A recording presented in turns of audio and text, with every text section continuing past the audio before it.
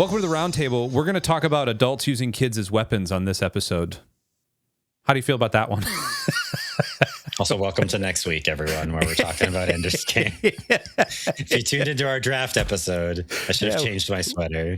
we did it. Same hat, same shirt. we decided to just it's the magic of television. It's the magic of television. No, we're talking. No, that's a good summary. That's a good summary. I mean, that's it, right? It's the entire book, right? It is adults using kids as weapons and calling it heroism.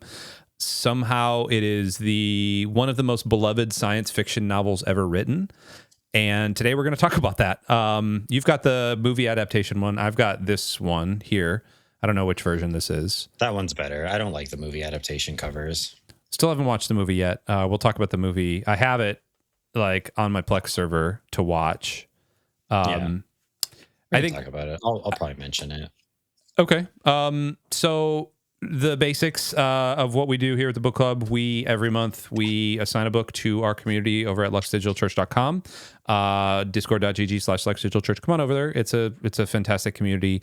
And we grab a book, we open up a Discord thread, and we talk about it and highs and lows. This one had a lot more chatter than some of our other previous books. I think A, because a lot of people had read it, and B, because I think it was genuinely more disturbing than people first realized. It was published in 1985 by Orson Scott Card. I think it's very well written. He had originally had it as a short story, and it was expanded into a novel. And the premise of it is that humanity is at war with this alien species. They call them the buggers. Later on in one of the other books, they're called the formics. They are, okay. Because in the movie, they call them the formics. Yeah. But in this book, they only ever call them the buggers. They never actually have a name for them. Yeah. In Ender's Shadow, I think is the next one.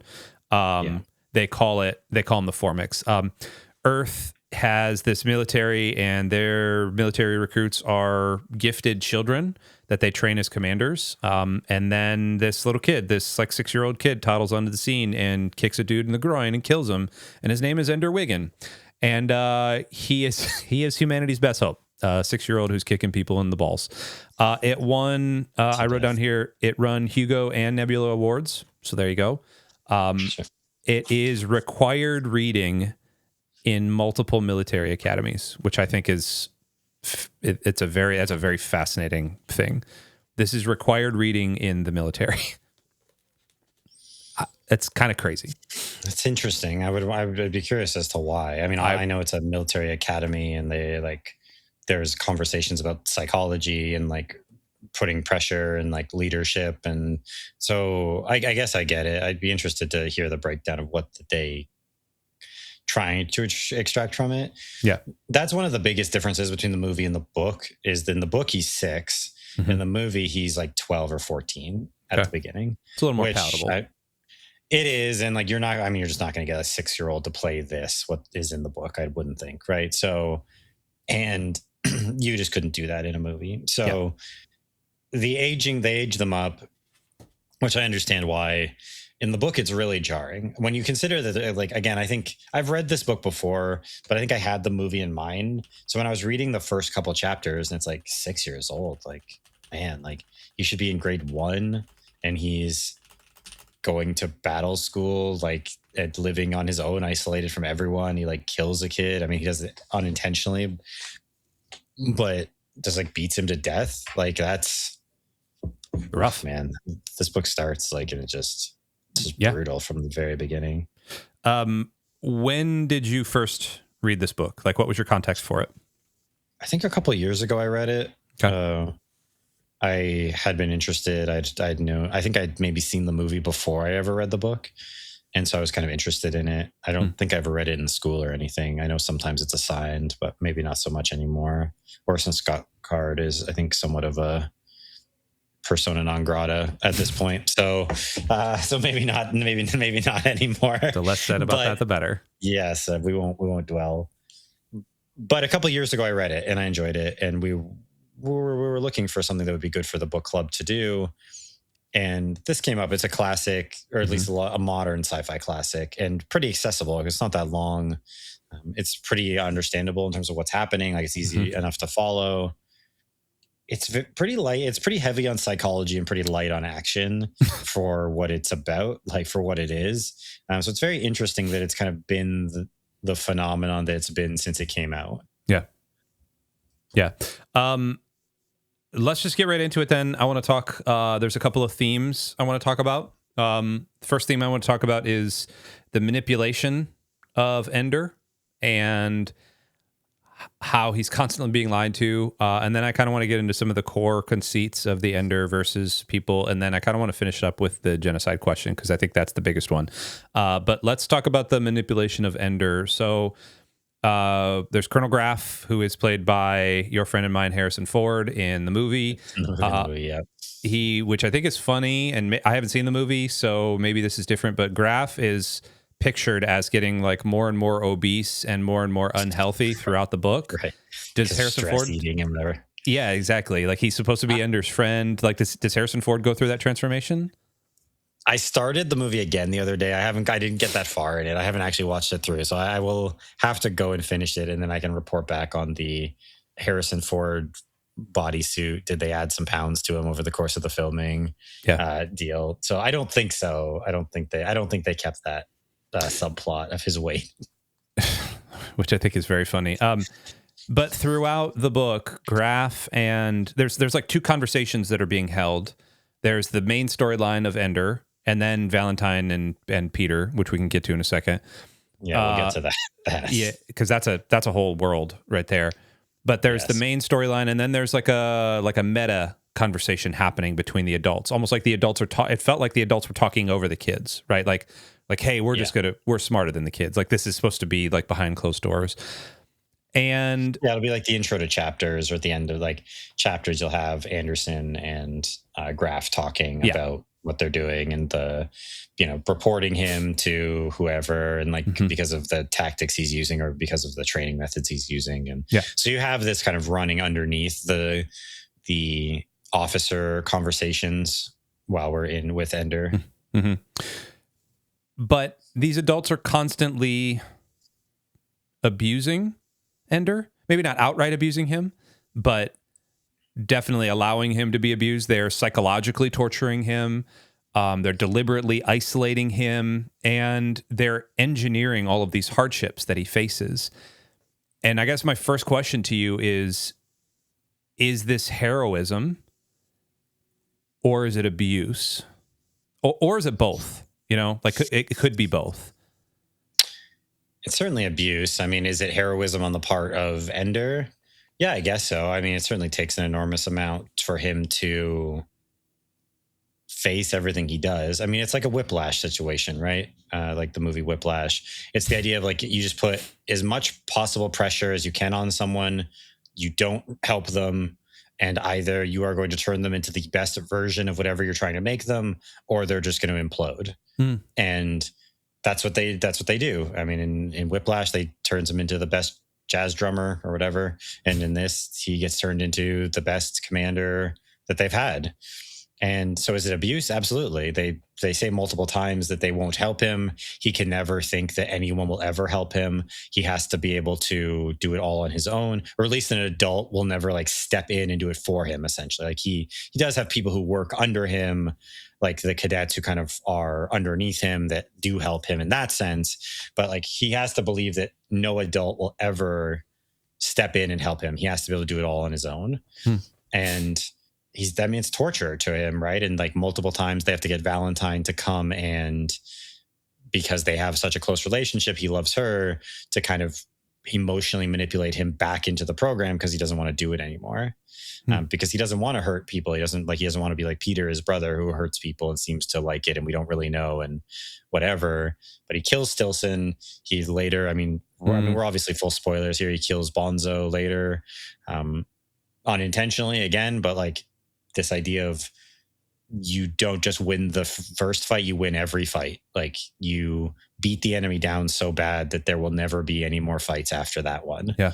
And so it's absolutely abuse. Is it heroism on Ender's part? I guess like he thinks he's saving the world. I think there's some amount of self-sacrificial nature there, that he's willing to sacrifice his life, because that's what he's giving up here. Certainly any kind of normal life, to be what they need him to be, which is a tool to defeat these bugs. I want to, talking of that, actually, the whole premise of this book is that there are gifted children that are funneled into systems early in their lives. Mm-hmm. And I know this was written in 1985, and so it was a little bit different, but I, as a parent, have children that are incredibly intelligent, but also were part of, sports growing up. And, there's this thing that happens, especially in the United States, where the gifted kids in sports automatically get funneled into like the club teams and the travel teams and this, and to go and spend more money and spend more time and give up more of your, and like they're just over and over and over. Yep. I could not help. This was one of the things I was going to write, but like I could not help but feel like this was a bit prophetic. Now, again, written in 1985, but like Orson Scott Card, I'm sure it was happening back then as well. But like watching even members of my own like family funnel their kids into the higher and higher levels of sports, giving up more and more of their weekends and more of their time. And they're not abusing their kids. But at the same time, it's almost like are we actually sure this is what the kid wants? Right? Like, are we sure this is in the kid's best interest? Or is this just part of what the parent thinks is the best thing to do? And I don't know. I it's not really a question so much as just a statement. Like it felt like that for me. Do you see that happening anywhere else outside of sports in culture right now? I mean, I think the idea of like the parents living out through their children, or like maybe things they didn't do, like there's a conversation certainly to be had there. I'm a high school teacher by training, and that's what I do. So certainly I have some exposure to some of these ideas.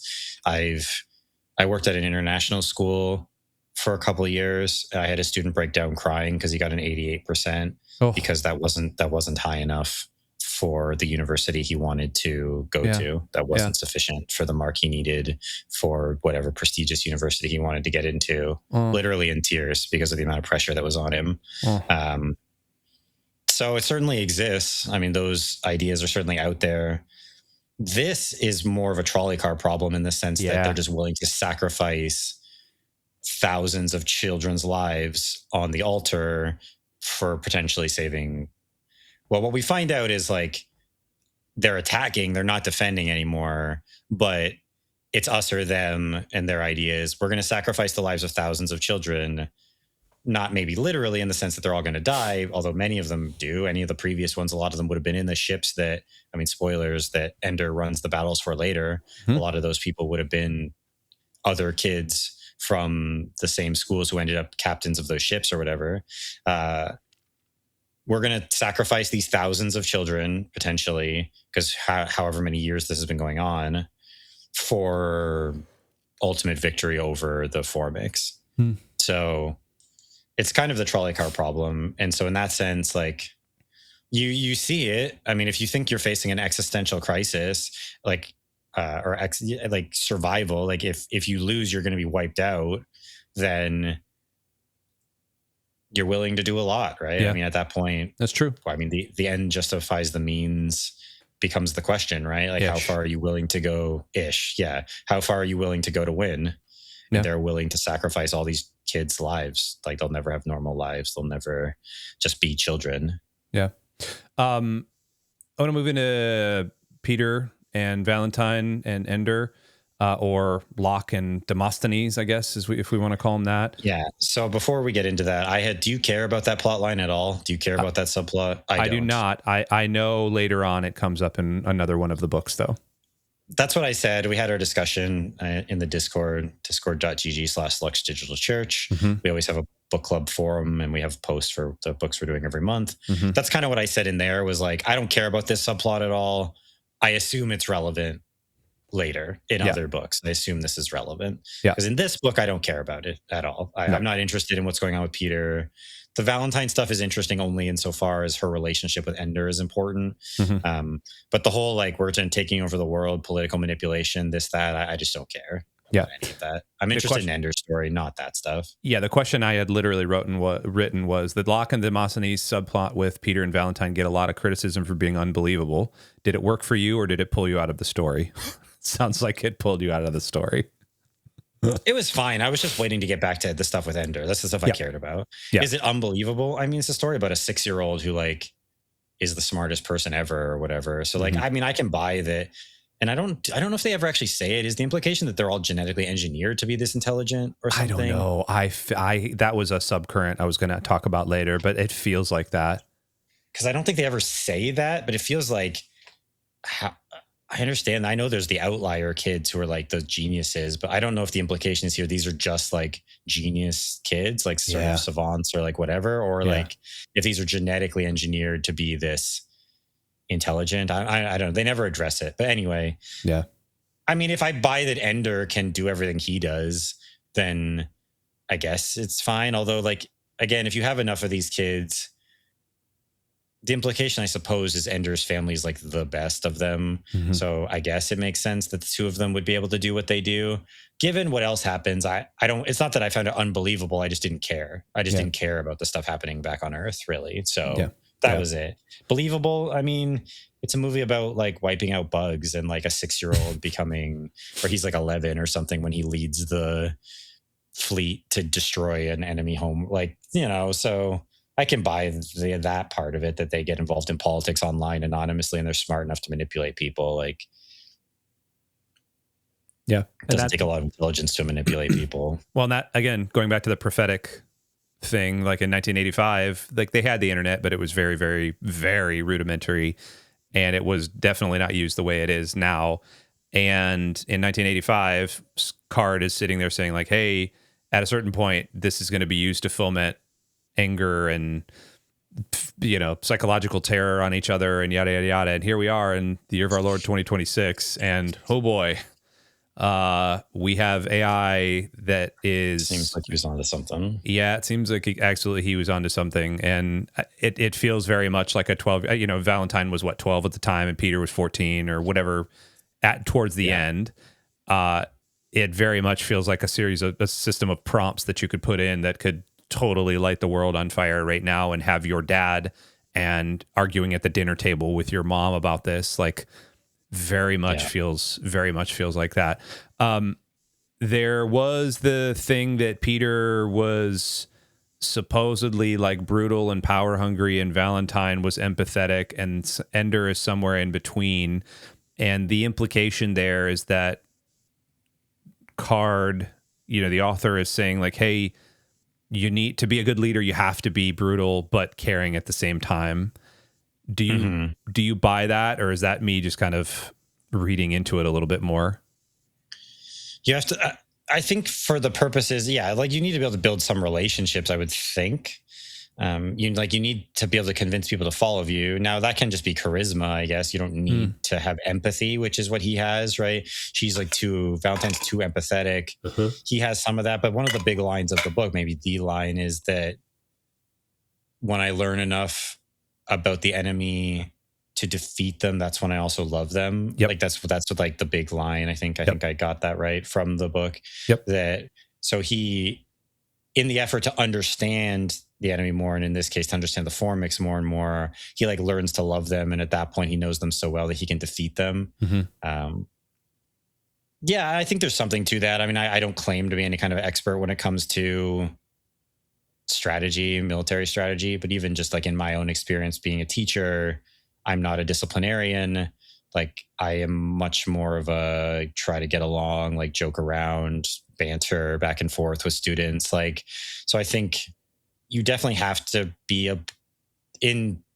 doesn't apply perfectly, but to be a military commander, I think it makes sense that you'd have to have a kind of ruthless streak, but also have enough empathy, certainly for the people under you, or have some kind of care, or otherwise you just kind of end up with maybe World War I type of situations where you just hurl endless people at enemy trenches and whatever, right? So Well, it's an interesting point. Whether it's true or not, I'm not 100%, but it makes some sense. Although as the book goes on, seems like Valentine isn't like, she's empathetic, but she seems also kind of seems to be saying that you kind of can be ruthless, or you can learn that based on the lines that she's saying for Demosthenes that she doesn't believe, at least at first, she like comes to believe them, which there's more commentary there, I think, on radicalization maybe, or like you say something enough, it can kind of become true for you. Like there's definitely some stuff there to unpack that we're not going to be getting all into that here, but yeah, that's good. Speaking of brutality and learning, Ender commits genocide. More on that later. He doesn't know about that until it's over. That's actually not the big twist of the entire story. It's one of the twists. I came away feeling like this is one of the big things. It felt a little hollow. Maybe because I kind of figured what was happening leading into it. This is my first time ever reading the book, and I had kind of figured what was happening. Like they had set it up, or Card had set it up to be like, hey, this is something bigger, something bigger, something bigger. And then it almost feels like the author, Card, he plays this as like a tragedy rather than just pure evil. And I guess it was a tragedy, right? Like Ender has spent the last 6 years of his life being trained in these military academies, forced against his will, abused, et cetera, et cetera, et cetera. He thinks he's like getting super depressed. And like that's the whole thing too. Like the last probably 2 or 3 chapters of Ender's health just like declining, and he's like withdrawing, and like he's getting worse off and worse off and worse off. And all of a sudden, like he's got this super big battle, and then he has to choose to pull the trigger or not. And he pulls the trigger, and then he looks around and all the adults are crying, and he's like, what is going on here? It's supposed to be a tragedy, like the Greek tragedy, which I don't think it's any, by the way, going back to the names of Locke and Demosthenes, like it's no secret that it's a little heavy-handed using those names, right? Like John Locke, the economist, of course, he's going to like stump for free economy, and Demosthenes is going to stump for like the Greek philosophical benefits of being empathetic and all these human. Does the framing of this as like a Greek tragedy hold up to you, or does it kind of fall apart towards the end? It's an interesting idea. I hadn't thought about that too much in terms of the framing of it as a tragedy. Typically, in tragedies, you have a kind of tragic flaw. And I guess that's more Shakespearean tragedy maybe than Greek tragedy. Yeah, Greek tragedy is like think about the Greek tragedy as like it is just straight up like the hero of the tale ends up having to do the bad thing or dies, or it's the Iliad or the Odyssey. Like those are Greek tragedies 101. Mm-hmm. Yeah, I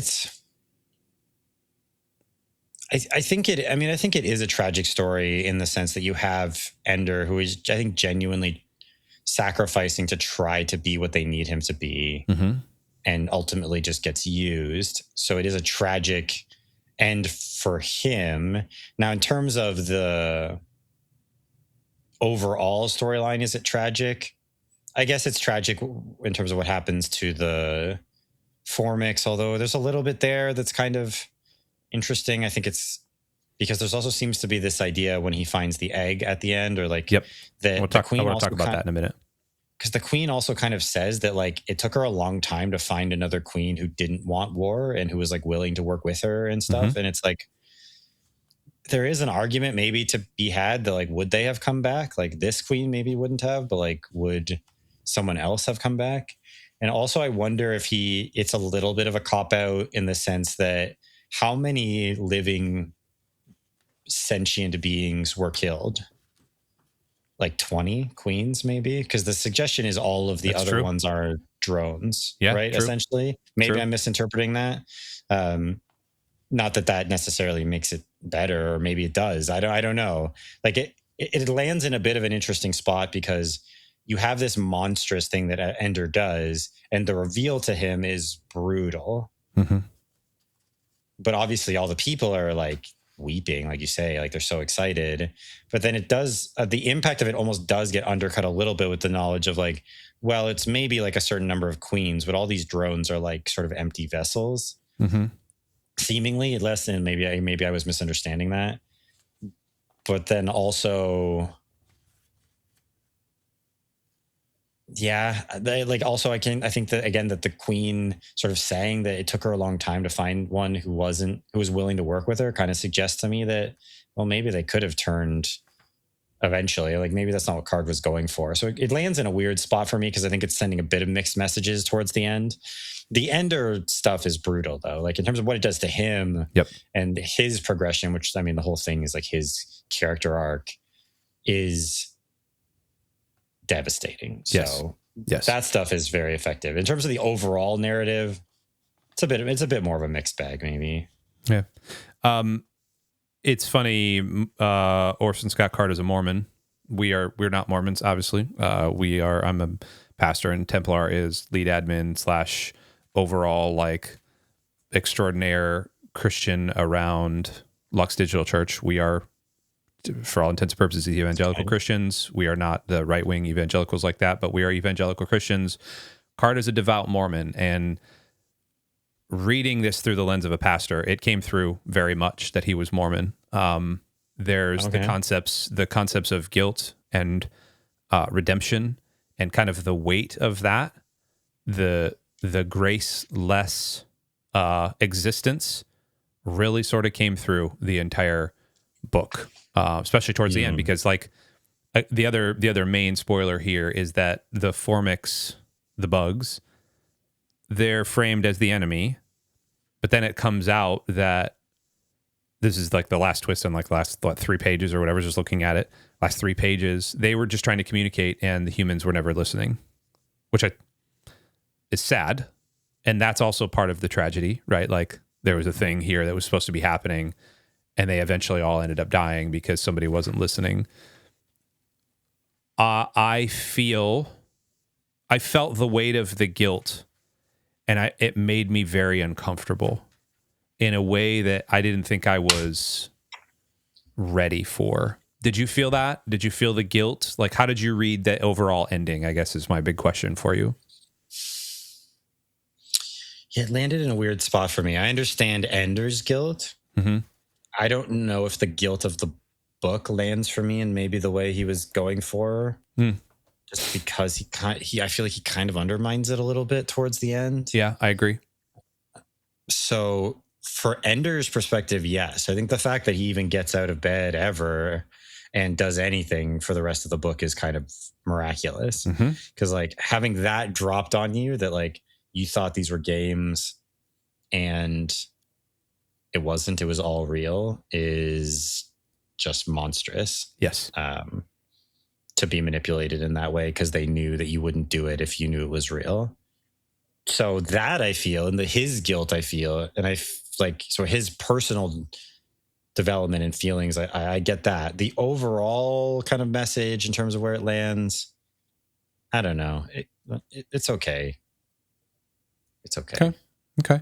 I mean, what would you give this book, like as a verdict, kind of post-mortem? What would you give it?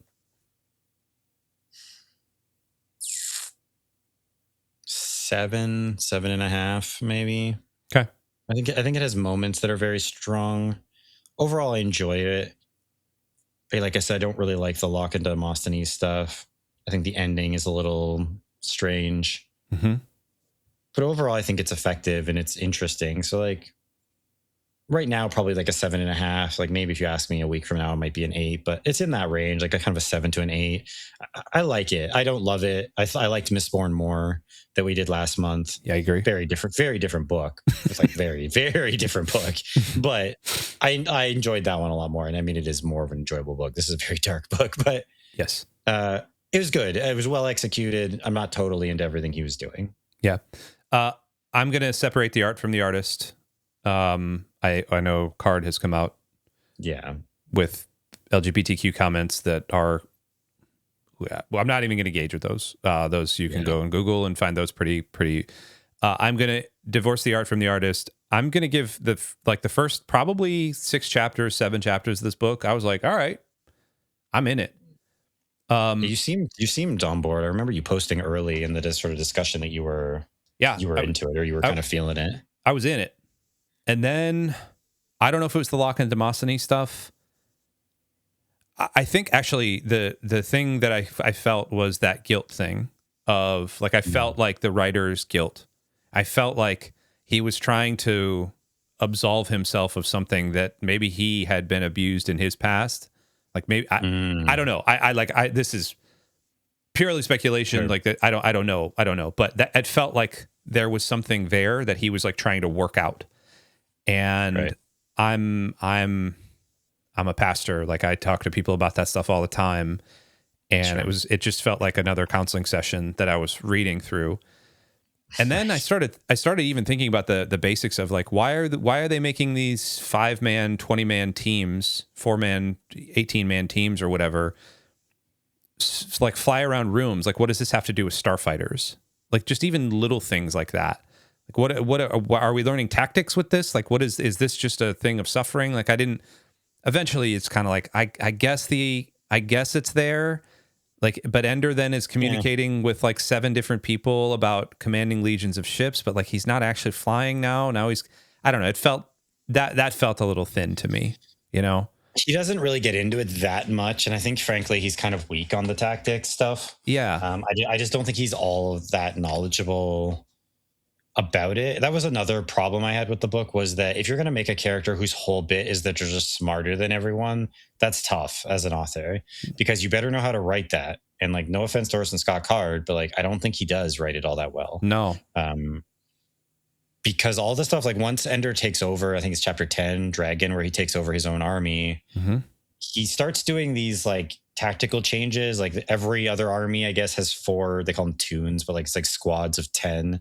And he's like, oh, he's the first person who's ever done like 5 squads of 8.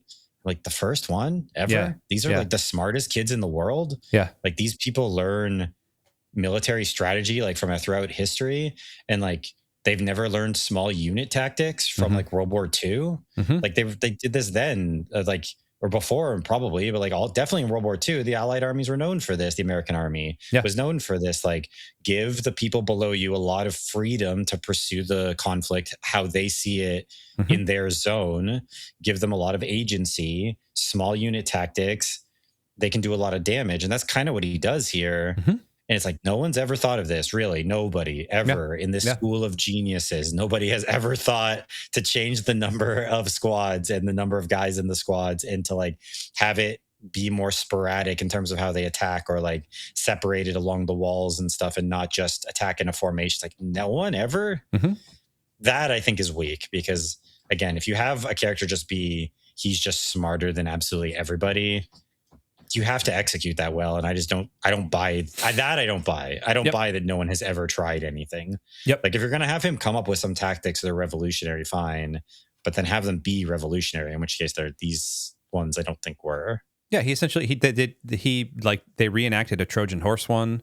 Like they put all of the frozen people in front and then had one person skate through. Like, what I mean, I think I'm trying to recall where it was in the book, but like even in their classes, they were going through military history. Like, so they should be learning that. Like, this is basic stuff. They should be learning. Yeah, I don't know. For me, the book is like a 6. It started as probably an 8. Okay. It ended up as a 6. I don't know that I want to finish. I know the common sort of thing is like, okay, after you finish Ender's Game, then you go to Speaker for the Dead and Ender's Shadow, and like, if you didn't like this one, then you'll probably like the other ones. But like, I don't know that I even want to give it the time of day, if I'm being honest. Like, I just don't care that much. I don't have any interest in continuing. Ender's Shadow is Bean's story. So that follows Bean through the same events of this book. Don't care. At the school. Yeah, that doesn't sound overly interesting to me. Speaker for the Dead. Yeah, that I have heard that if you didn't really like this one, that people who don't really like this one like that one, and vice versa. I'm good though. I think like I liked this enough, but I don't have any interest in continuing reading in this series. So yeah, okay. Absolutely. All right. Anything else about this book before we wrap it up? I think we gave it a pretty good. No, I think pretty we good broke whack it down as best as we. Yeah. Next month is The Firm by John Grisham. I am all in, all freaking in. I love is going to be strong. I like John Grisham books a whole lot. Yeah, I've never read anything by Grisham, so I'm interested. And I know The Firm is very well known. I think that's the one he kind of blew up with. That was like his first major hit. It's also got a really good movie with Tom Cruise. Sure, that's right. Yeah, and Sidney Pollack. It is good. So The Firm, and then in June we are doing All the Light We Cannot See, which is a more recent World War II story. So All the Light. Do they have a movie for that? They do have a movie for that. Interesting. Okay. Yeah, and that follows, I think, it follows like a German soldier and then a French woman, I think, during the war, and it's like their stories kind of come together. It's supposed to be good. Mary Laura and Werner. Yeah. Okay. Interesting. But those are the next 2 months. So book club. So hey, if you haven't, jump over to the Discord. We're always happy. We're always talking about stuff there. We're also going to be announcing some things for the summer and some other potential book clubs. A little teaser for you there. Some different types of book clubs going on. So hey, but we're doing these all year, and if you have some ideas about stuff we could do, we're still kind of hammering that out for the rest of the year in terms of what we're going to read. We have an idea, but I'm open to suggestions. We're always talking about it in terms of what people are interested in reading. So absolutely. Yeah. Well, for Templar 10 over there, he is still sick, and he is still going to hopefully go to bed now, or at least try to kick it. I am Chino Mage, and I'm going to go to bed as well. We love you all. We'll see you guys later. Ta-ta. See ya.